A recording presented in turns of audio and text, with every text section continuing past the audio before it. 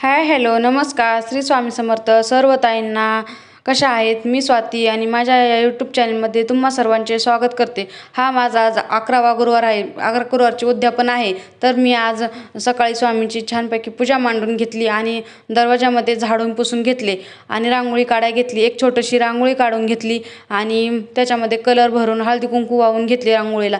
मला काय एवढी रांगोळी जमत नाही, पण जशी जमल तशी मी काढली। रांगोळी काढली आणि नंतर उंबरठा पूजन करायला घेतले।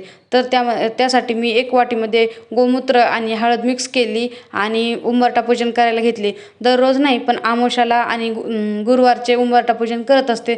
दररोज होत नाही, माझ्याच्याने शक्य नाही करणं। आणि चला तर गुरुवारी आणि अमावस्याला करत असते। तर मग आज गुरुवारचा उद्यापन होते, तर आज घेतले करायला। हा उंबरठा काही लाकडी नाही आहे, पण आहे त्याच्यावर करत असते मी। जसं असेल तसं मनातून केलं तर होऊन जातं सगळं। आपल्या मनातून करायचं फक्त पूजा वगैरे सगळी।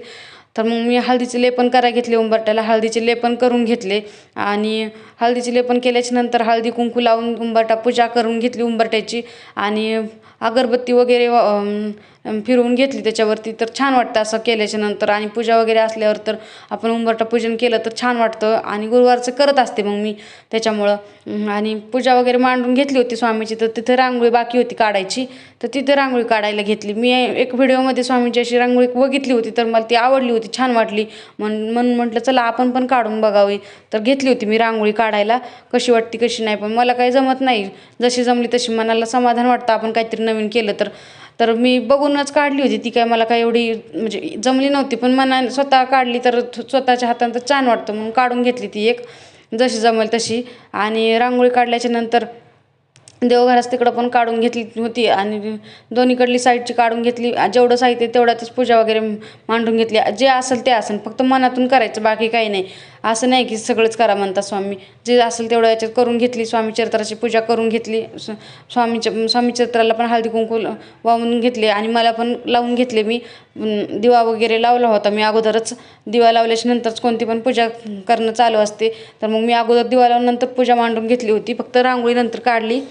आणि स्वामीचरित्राची पोथी वाचायला घेतली। ही 21 अध्यायाची पोथी आहे। एवढी काय अवघड नाही आहे, सोपीच आहे, पण अर्धा तास किंवा 45 मिनिटापर्यंत होऊन जाते। पोथी वाचून घेतली आणि संध्याकाळी मग मी स्वयंपाकामध्ये आज पुरणाची पोळी, कढी, आमटी, भात, भज्जे, पापड वगैरे असं बनवलं होतं स्वयंपाक। त्याच्यामध्ये कांदा लसूण तर जमत नसतो नैवेद्याला, तर कांदा लसूण नव्हता टाकला आज मी। आणि स्वयंपाकाचा काही व्हिडिओ शूट नाही केलं मी आज, त्याच्यामुळं लाईट गेलेली होती त्याच्यामुळं। आणि नंतर नैवेद्य वगैरे दाखवून घेतला, जसं जमल तसं मी आज केलं। आज माझा 11वा गुरुवार होता तर। आणि चला तर मग आज माझा व्हिडिओ कसा वाटला काय तर नक्कीच सांगा ताईंनो। आणि सर्व ताईंना विनंती आहे की माझ्या चॅनलला लाईक करा, शेअर करा आणि जास्तीत जास्त सबस्क्राईब करा। मग माझे व्हिडिओ कसे वाटतात कसे नाही तर नक्की कमेंटमध्ये सांगा।